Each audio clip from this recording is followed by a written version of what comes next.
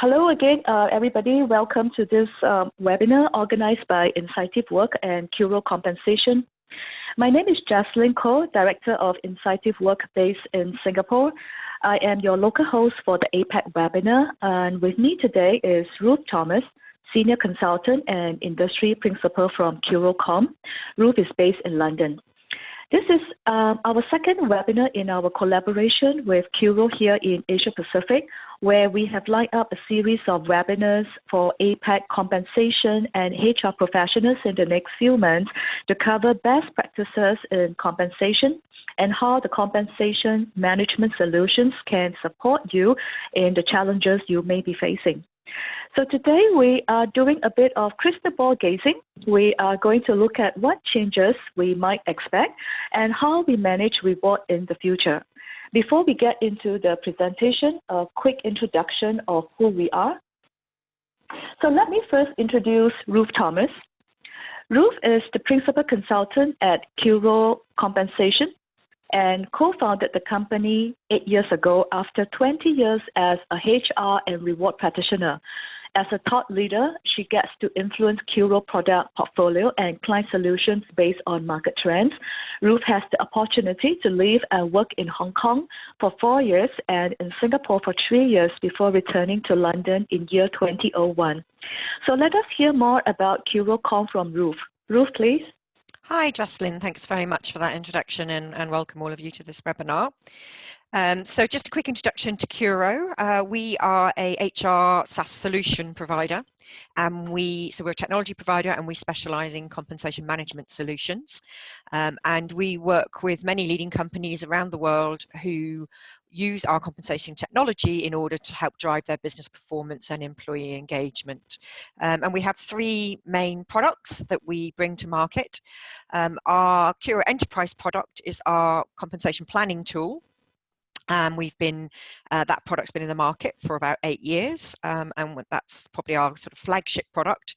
And that helps companies to undertake their compensation reviews in an effective way, making sure that they optimize their compensation spend. And more recently, we have developed a couple of pay equity focused products. We have a gender pay gap reporting tool that is for the UK market for organizations wishing to comply with the gender pay gap reporting legislation there. And we're currently in the process of releasing a new product called Pay Equity Tracker, which is really designed more for global organizations who wish to undertake equal pay studies or look at pay gaps globally within their own organization. And you'll hear more about that. If you're following Curo, we'll be going through a release on that product over the next few weeks. And we work with many leading companies around the world, not sector specific in any way, really, where we excel is in complex compensation. So we're working with many leading companies who have relatively complex compensation requirements and they want to bring in a best of breed product to help them manage that. And we also partner, as well as with Jocelyn and InsightivWorks in Singapore. We have a number of partners across the globe who help us to distribute our product or who sell complementary products that we work with. Jocelyn, back to you. Thank you, Ruth. So I am the founder of InsightivWork based in Singapore and had more than 20 years as a total reward practitioner. I had the opportunity to manage reward at the geographical and business unit level. A firm believer of bringing simplification to think the difference in comp solutions and most passionate about integrating workplace culture and an employee experience in strategic total reward management. So a little bit about InsightivWork. It is an independent management and total rewards consulting company. Our mission is to do great work with HR, to partner and journey with you in your total reward matters, bringing our human expertise and smart tech solutions to help you make insightful decisions and to do the real compensation works. Okay? So this is a short clip about us. So let's move on with our agenda for today. Ruth will take us through this 40 minutes webinar. We will have the Q&A session at the end. All of you are muted on this webinar. You can submit a question at any time using the question box, and we will pick this up at the end unless you have a technical problem. If you don't want to ask your questions during the sessions, you can contact us after the webinar via the email that we provide, and we will be happy to provide further our discussion with you. And finally, this session is being recorded. So you will be provided a link to that recording and a PDF of the materials. So now, hand it over to you, Ruth. Thanks, Jaslyn.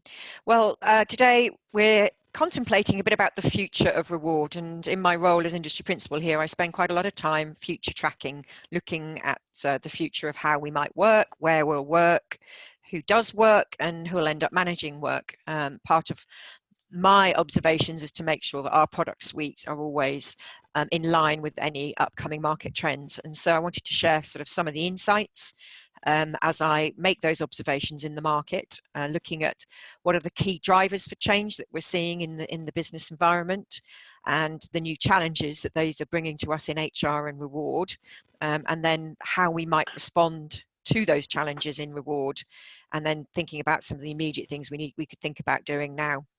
So we're kind of going on a journey into the future today. We are in a period of disruption. We've got globalization, technological innovation, economic and political developments happening all around us, as well as changing employee expectations, leading many to question, how do we engage and manage and reward talent in that environment? So today I'm asking you to come on a journey with me somewhat into the future. Some of the stuff we may discuss today may sound a bit extreme or far-fetched, and for some of us may not happen in our lifetime. But as HR or reward practitioners, I think it's really important that we always have one eye on the future in order to help inform the decisions that we're making today. So let's talk about change, and there are 4 drivers of change that I wanted to focus on that I see happening around us that could potentially have the biggest impact of reward. And I'm going to take you through each of these. So technology changing the way we work, we're hearing a lot about AI and machine learning, as well as changing employee expectations, which is leading to a new employment relationship that is being established. So let's take the first of those first, and technology changing the way we work. We are all used to using our mobile devices in our personal lives. They can let us do everything from ordering a cab, an evening takeaway, booking cinema tickets, or even doing our grocery shopping from wherever we want to. And sometimes as employees, we expect the same mobility and innovation at work, and sometimes it actually feels like we step back in time when we go to work. But we are starting to see new technology reshaping our business landscapes. And I've outlined here kind of some of the ways I see tech changing the way we work. First of all, obviously, it's giving us choices about where we work. We know the number of employees who work remotely is increasing rapidly, especially those working remotely for part of the working week.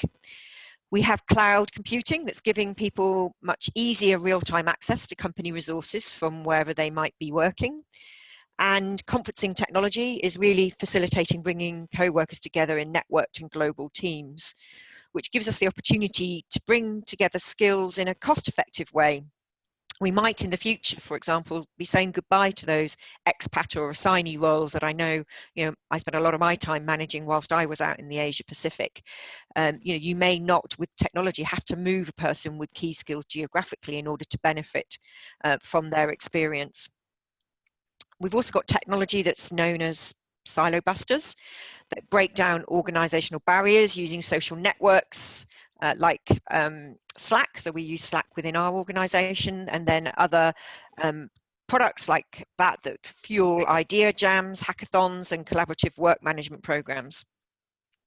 And then, some more sort of leading edge technology, we have virtual and augmented reality technologies starting to make where you work irrelevant and changing our co-working experiences.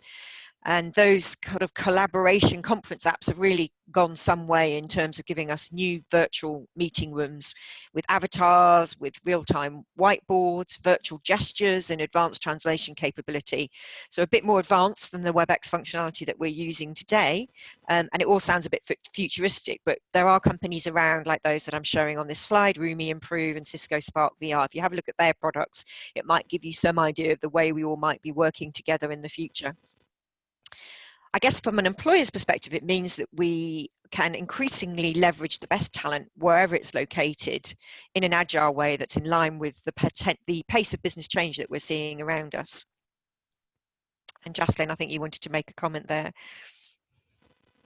Yeah, and I'm sure that among all of us, there are companies where, your CEO or regional MDs have leveraged webcasts to organize global or regional town hall sessions with employees. And employees can always have an opportunity to play back the webcast if they miss the live session. So thinking about that, the technology has definitely enabled us to connect easier, just like what we are doing today in this webinar session. Great, thanks, Jocelyn.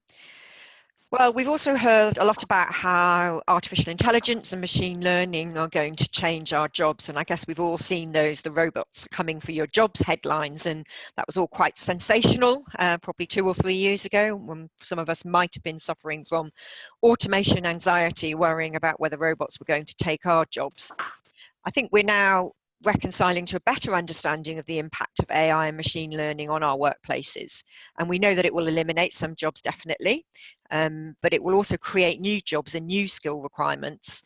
And as a result, transform jobs and the way in which we work. And also that will result in reshaping of organizational hierarchies. So there are lots of things that AI can do, and they kind of give a hint to the types of roles that they will replace. So we know that AI is really good at performing repetitive tasks. It's good at logical rules-based thinking and processing large data sets and algorithms.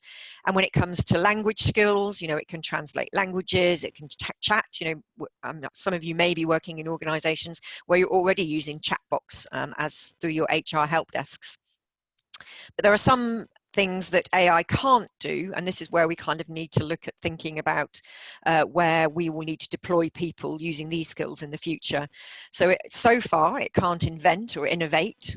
It can't be empathetic or interpret human emotions. It struggles to inspire us, and it ultimately has no moral code. But that's still, a moving target, that they may be able to do that as the AI technology develops in the future. So as a result of that, we're starting to see predictions of jobs that will disappear with AI. And I've just picked a source here of 10 sort of jobs that they think are going to disappear. I guess what's interesting here is, we're not just losing low-skilled routine jobs. We're also seeing ultimately that there will be a substantial number of middle management jobs that are equally at risk of being replaced. Many of the tasks performed by managers can be replaced by machine learning due to the complexity or the amount of data that will be required to be processed in decision making. And comp decisions are actually a great example of this. Jocelyn, over to you. So, Ruth, do you think we should celebrate that HR and C&B jobs are not in the list here? Well, I'll show you that in a minute, but yes. Yeah. So there are lots of conversations, right, about whether AI will take away our job. But based on the research and experts speaking on impact of artificial intelligence, AI will replace tasks and not eliminate jobs. So while AI might give all of us the impressions of being clever, it would be unrealistic actually to think that current AI matches human intelligence and human emotions can never be automated. So I did a test yesterday. It was quite funny, and I picked my phone and I said, "Okay, Google, I am sad. So what can I do?" And guess what? Google replied me, "Why not read a book or magazine? If that turns into a nap, I won't tell anyone." So that's quite cheesy, right? So So I think instead of worrying about job losses, the key to success in this technological era is to capitalize on AI capabilities so that we can deliver more work and more value in the work we do. So can you think about any tasks or activities in your respective function that can turn over to AI or machine learning so that you can focus more on the high-level tasks? Yeah. Yeah, thanks, Justin. I think I'll talk about that a bit more in a minute. But if you are still worried about whether the robots are going to take your job, there is actually a website you can go to called willrobotstakemyjob.com. And of course, I went in there and entered compensation and benefits manager, and unfortunately, it shows that 96% chance that job will be replaced by robots. And I'll talk a little bit more about that later on, but it's quite a fun website to go to if you want to maybe check out which careers are going to be there or not in the future. But I think ultimately, this information is from Gartner. The predictions are now saying that actually AI will be a net job creator. And the figures here from Gartner are saying by 2020, we will automate 1.8 million people out of jobs. So AI will displace 1.8 million people out of jobs, but will actually create 2.3 million jobs. So a net job creator. And I think that's the kind of the trend. It's just more of a change rather than a replacer. And as a result of that, we are starting to see sort of lots of the future jobs that we might come to be working in as we move forward. And some of those are quite strange. I think the genetic diversity officer, the last one on this list, jumped out to me here in award, because especially as I spend a lot of time thinking about pay equity. A genetic diversity officer is someone who would be charged in the future with fair hiring that keeps track not just of gender, race and sexual orientation as we're used to doing today, but also look at the genetic diversity of employees to integrate a workforce that includes workers who have maybe been genetically enhanced. So it all sounds a bit Black Mirror sci-fi to me, but if you have children, you might want to be thinking about looking at some of these future jobs and encouraging your children to think about these in the future. Jaslyn, over to you. Yeah. And we are also seeing a very different trend emerging as well, with the rise of technology. In fact, I think technology is changing the profile of the people that businesses are looking for and are dramatically also impact the way in which we find them. But one thing is, it has not changed the fact that we still need them, and perhaps now more than ever. And we saw, from the predictions by Gartner that Ruth just shared with us, right? So I think there is still a lot of hope. And there's probably a lot more, that we can expect and look forward to. Yeah. And I think you mentioned this about, transforming the way we work. And I really like this description from the Deloitte Trends study last year, where they were focused very much on how we will work with bots in the future. And this description of human workers and machines working together seamlessly in a single loop of productivity, we end up with kind of like a hybrid human-machine workforce. And those machines will kind of help us to augment human performance. So back to what you were saying, Jaslyn, is they'll automate certain parts of work that will give us the freedom to focus on maybe more human aspects of work that require empathetic problem-solving skills, social skills, and emotional intelligence that AI are at the moment unable to do. So we're going to have to kind of learn to work alongside bots. They will help us and maybe enhance our jobs. And so we need to start thinking about in the workplace how we redesign jobs and reskill workers to take better advantage of the human skills that can't be replaced by technology. And I mentioned this earlier, we'll definitely see organisations reshaping. This is already happening. We're seeing a more agile business landscape and larger organisations potentially trying to reshape themselves as agile organisations. But a lot of middle management jobs are predicted to disappear because all the decision making that's undertaken by them will be replaced by AI. So we'll end up with robo bosses or algorithmic managers. And I like this summary from McKinsey here, which kind of talks about the reshaping of organisations in the agile business environment, where we're seeing this breakdown of traditional hierarchical-based organisations, moving more into matrix or lattice-based organisations, where we break down boundaries and bureaucracy. And that's going to definitely have an impact on the way we manage people and the way we manage and we reward those people, because a lot of our reward structures are very much based on a career hierarchy. And we move to the image on the right of your picture there, which is much more networked and latticed, where people are working across all levels of the organization. Thinking about how we reward people in that environment is going to give us some challenges, and I'll come on to talk about that a bit later on. And some of the characteristics you can see in those different types of organizational structure give us kind of clues to the impact on jobs, people, and reward. So we're going to have much more distributed authority with multi-directional career paths, and very much high workforce mobility.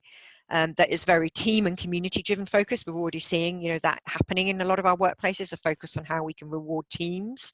And for me, I guess one of the biggest challenge when it comes to reward is thinking about moving from job-based roles to valuing more skills. And that's going to give us quite a few problems in terms of how we manage reward.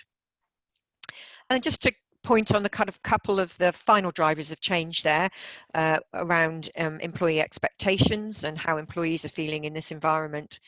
I think the financial crisis and the recession had a significant part to play here in terms of employee expectations of work.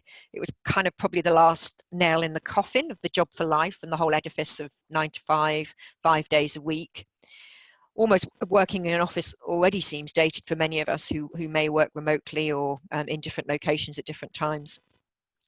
And we've spent a lot of time, maybe in the last sort of 4 or 5 years, thinking about how millennials and now how Gen Z employees think about work and what they're expecting from work to make sure that we can continue to engage those growing categories of employees in our workplace. And I think what we've seen generally is employees expecting to work more flexibly where and when they want to, and they want to be engaged in more meaningful work. And they don't really want one paternalistic employment relationship. And they also recognize that continuous skills acquisition is kind of key to survival. And so as employers, a lot of us, we've been focused on how we adapt our talent management strategies to engage these demographic groups. But it's not only millennials who form different expectations about work. And Jocelyn, you've been looking at millennials, I believe. Yeah, and when we're talking about this, the one thing came to my mind is about the gig economy, right? So I think gig is not new, but today most people are talking about new technology-enabled kind of works that is creating the new gig economy. So as the millennials move into business management and the Gen Z begin participating in the workforce, the attitudes about work are changing in the workplace. And in these generations, they want the option to prioritize the things that are important to them. So are your HR, your compensation, and your benefits policies ready to embrace a flexible workplace? What job roles can go into the gig route? What is your onboarding strategies to integrate, your gig workers into your organization more fully? Yeah, I think these are a couple of things for us to perhaps think about. Yeah, and I think, I'll talk shortly about the 5 generations in the workplace, but so it's not just the younger employees who are feeling changes in the workplace. We've all been impacted by weak employee engagement, low employee productivity, restrained wage growth, and high employment. We're kind of like in a holding pattern at the moment where employers are really struggling to engage employees, and so it really is definitely a time for us to start thinking about new ways of managing and engaging people. And that's kind of led to the changing employment relationship. I'm not going to spend too much time on this. I really enjoy reading this work which sort of focuses on from Jacob Morgan, who has an organization called Future Organizations. I don't know if you can see some of his TED Talks or find speeches that he's made. He's kind of made a business out of looking at the employee experience and really thinking about how we need to create an environment where people actually want to come to work, and where we put employees at the heart of organizational design rather than the strategic goals of the company.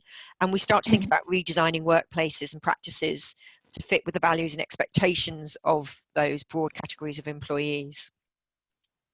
Jocelyn, you wanted to add a comment there? Yeah, and I think the point here is this is not about employee experience is the new. and engagement is the O. But it is about optimizing the employee experience as it does relates to culture, the EVP, and engagement. And in fact, this is becoming a key priority for HR and business leader. So if you think about, like the new hire day one in the past, we used to do a lot of, new hire orientation on the day one, on the first week of onboarding. But think a bit further, each step in the employee life cycle can be your important lever, impacting both the culture and performance. So anytime you introduce a new policy, a practice, or a workspace design, you need to think about how these environments are going to be affected. There is a quote that I read, and it says, if employee engagement is the effect and employee experience is the cause, then business impact is the result. Thanks, Jocelyn. So there's a lot to think about. We focused on kind of lots of the things that are potentially driving change in the workplace. And I wanted to now kind of specifically more turn it to look at reward and what are the specific challenges that are going to arise for us thinking about how we reward people. And I've kind of categorized it as these three, seeing the rise of skills-based work, the emergence of this hybrid and diverse talent base, and then the need to dynamically deploy talent. So let's look at the first of those. And this is, for me, still one of the most complex ones that I'm trying to get my head around how we will work this in the future. I definitely already see this happening where we've got jobs deconstructing more into tasks and skill sets required to do that. And that's sometimes called holacratic working, which really kind of looks at, in a holacracy, static job descriptions become more dynamic roles, and responsibilities are transparent and evolve as organizations change. So people will be pulled in and out of projects, contributing a variety of skills as and when they're needed. So they're not kind of in a static job anymore, much more in dynamic roles. And so as an employer, you're going to, rather than looking at people in jobs in order to get work done, you're going to start to think of work in the sense of skill blocks or activity sets. We already see that happening with the gig platforms. So if organizations that you're working with are using gig platforms, they're already doing that. They're putting out skill blocks to the market, and they're buying in labor to do that. And we may ultimately see employees deploying their skills to more than one organization, and it starts to become maybe a bit more like the subscription economy that we're seeing across many other forms of how we live, also coming into the way that we will engage labor in the future. And it gives us a challenge for reward, because so much of what we do around paying people at the moment is linked to jobs. So we benchmark jobs to the market. So how do we then not pay for jobs anymore and pay for skills? Skills-based pay is nothing new. We had competency-based pay back in the 1980s that moved through to broad banding in the 1990s. Both of those kind of never really took off, I guess, or reached their full potential because organizations were maybe not ready to deliver in terms of workforce capabilities and structures. We're now starting to see potentially organizations with focusing on market-based pay as a solution, and we've seen that in a lot of new startup companies who've done away with pay bands, and they're focusing much more on paying the upper market rate for the scarce skills that they need. I still think we've got a lot of work to do to start thinking about how we will deliver skills-based pay today. Instead of benchmarking the entire job, organizations are going to have to think more about the work they need to get done and the skills or talent required to do that work.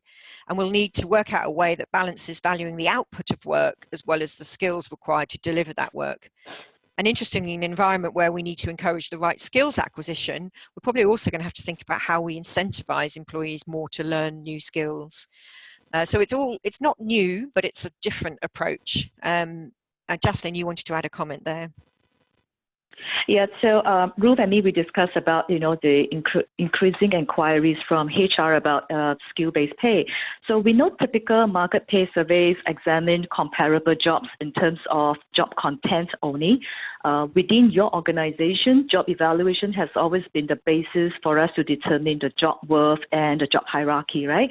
But market pricing by skill-based pay is difficult as you need to identify both the development of the depth and the breadth of specific skills.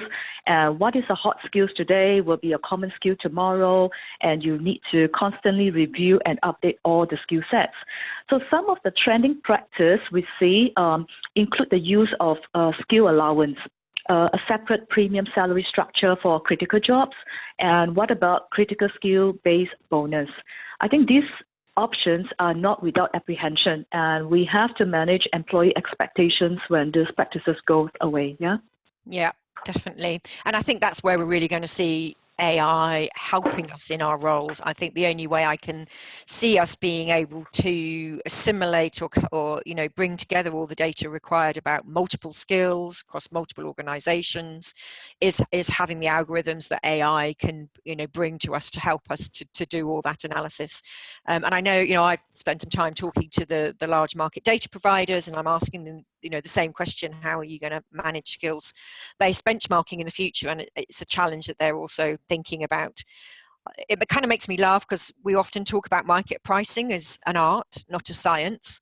And I think maybe in the future we'll see that flip, and it will become much more of a science or a data science with a more precise algorithmic outcome. But it's definitely something we're going to see evolve over the next few years, I think.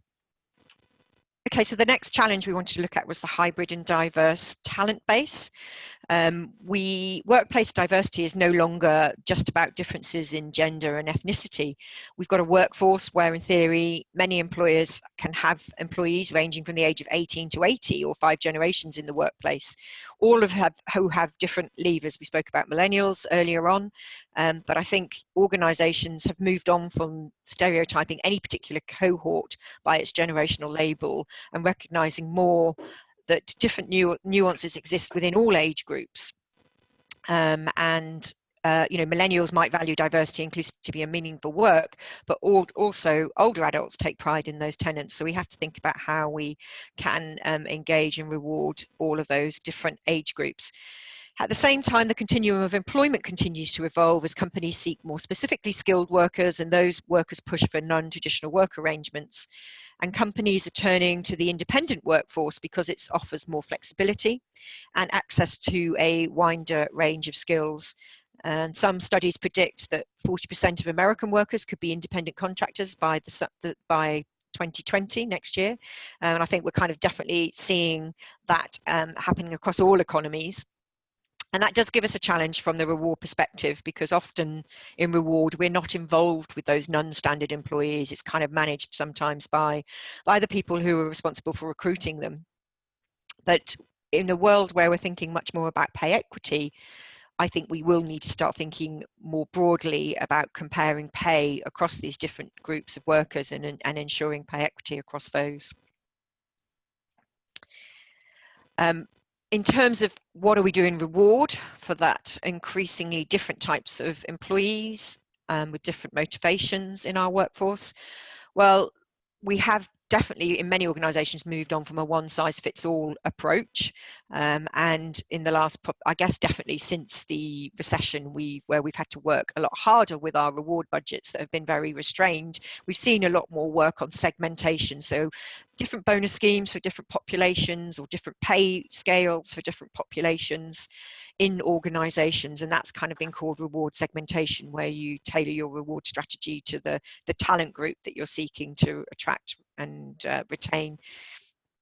Interestingly, the latest trend that we've been following is all around personalization of reward.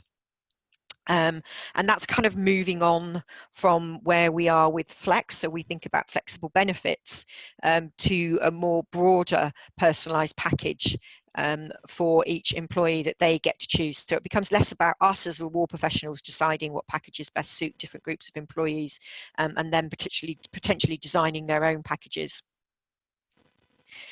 One thing we've maybe not been so great at doing in reward is always getting feedback on what employees value most in terms of reward. And in this year's 2019 Human Capital Trends report, Deloitte pointed out that reward programs are kind of falling behind both internal and external expectations for workers. And I think this is why this may be driving this personalised rewards trend.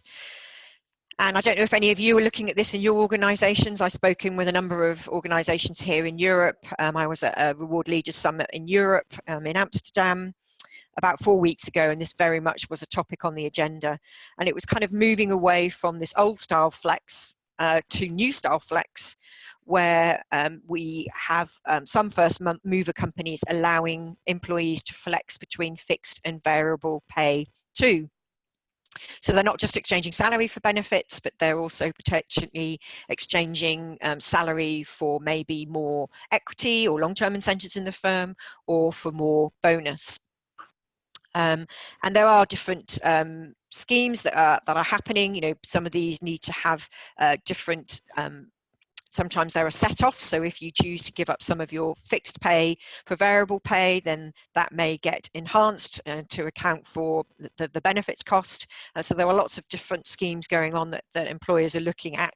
But basically, it's all about thinking about each employee and what their own appetite for risk is, their own individual lifestyle choices, which is exactly what we were trying to do with flexible benefits. And it allows us to be much more employee-centric in terms of the way that you deliver reward to employees. So Jaslyn, you wanted to talk a little bit about that as well? Yeah, I think in this part of our work in APAC, we hear so much about, companies have been looking into ways to flex benefits. So that's not new, right? And also offering, wellness choices to cater to individual needs. So this is really exciting to hear about the bold and innovative new style of flexing the pay components.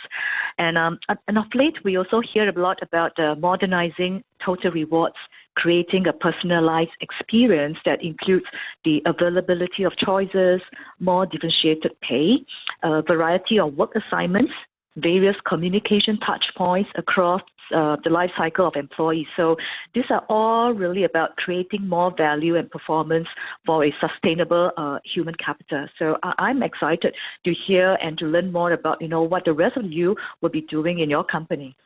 Yeah, it is exciting to think about, how we may evolve into this new style flex.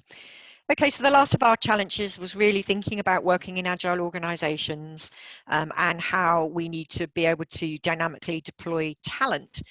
And the way that I see that relating to reward is thinking about moving away potentially from annual cycles. We're already seeing that happening in other HR processes. So engagement surveys have become more real time, and technologies around to facilitate organizations to capture employees' views or sentiments on an ongoing basis. We're also seeing that in succession planning. That's gone real time, giving us continuous insights into the leadership bench, so we don't just have to rely on a once a year snapshot. And I guess the biggest driver for reward, which kind of where we started looking at this 3 or 4 years ago about how we respond to the breakdown in the annual performance management cycle that many organizations have moved to or are considering moving to. And we started thinking about real-time reward again, which is, I guess, not unlike the ad hoc increases that many of us maybe still do or did do. I know many organizations kind of moved away from doing rolling reviews or continuous reviews because of the difficulty in managing budget creep and ensuring consistency between decision making. But we are now starting to see organizations thinking again about how they can reward employees on a more continuous basis. It's interesting when you think about why did we move away from ad hoc processes. I just mentioned it, budget control was one of them, lack of governance when you're making an individual employee's decision out of context of everybody else's pay. It did lead to undermining compensation principles. So sometimes, we weren't always sticking to the correct reasons for rewarding people pay when we were giving ad hoc increases. And a lot of the time, people just moved away from ad hoc because it was just too much of an administrative burden. And it's quite interesting when you look at all those reasons, none of them are actually employee-centric. They were more to do with process issues. And as HR technology is evolving, I think we are going to be able to see us moving back to a better form of ad hoc increase that allows us to really manage real-time increases effectively, that allow us to continue to monitor for equity and fairness and ensure pay transparency, and help us to manage cost control. And so we've integrated that into our enterprise product. So last September, we introduced rolling reviews that allowed organizations to kind of move back to that continuous review cycle in response to the changing work environment. So we've covered quite a lot of content there. Hopefully you're all still with us. Hopefully you found some of that interesting to sit and contemplate about how things might change. I personally find it fascinating, and I love going to the tech conferences to try and see what the future trends are and how they'll be played out. When I look at it and think about how I need to adapt reward, I think the one thing we maybe need to all be prepared for is to be creative. It definitely no one size fits all in terms of reward strategy. We've, a lot of us, if you looked across the majority of organizations, for example, that we support with our technology, you could probably say 75% of them were using a similar approach to reward. What we are seeing is a lot more creativity, where organizations are starting to focus very much on their own culture and values, and adapting their reward to recognize those values much more. So it becomes much more personal to the organization, and starting to think about talent and skills rather than jobs and performance, and how that will play out in your organization. Where do you need to get talent from, and what's the best way to reward them? And then how are you going to manage a skills approach to employees, and how are you going to reward a skills-based approach? And I think through all of that, it's really important to continue to monitor with your employees what they value in the reward package and be able to adapt to that. So starting to think about that personalization and reward if you're going to go down that route.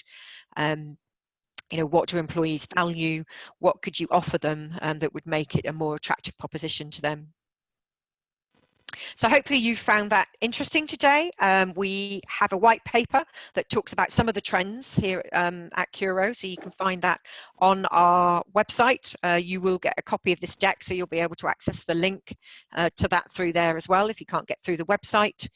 For me, I think as a practitioner in the reward market, I think although a lot of Jack Welch's sort of management ideology has been perhaps dated, I think this quote for me, still remains very pertinent, that if the rate of change on the outside exceeds the rate of change on the inside, the end is near.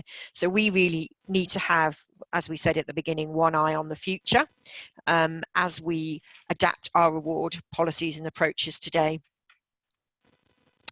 So thanks very much, everybody, for listening to Jocelyn and I today on this topic of the future of reward. We would now like to open the floor to questions. So if you have any questions, you can type those into the question box and we will pick those up. If you don't want to ask a question now, that's perfectly fine. You can get in touch with Jocelyn or myself afterwards, and we'd be more than happy to continue the conversation with you. But if you would like to ask any questions, I'm going to just pause and let Sue's monitoring some of the questions, see if there are any questions that have come in for Jocelyn or I. Hi, Ruth and Jocelyn. Yes, we have had a few questions come in, actually.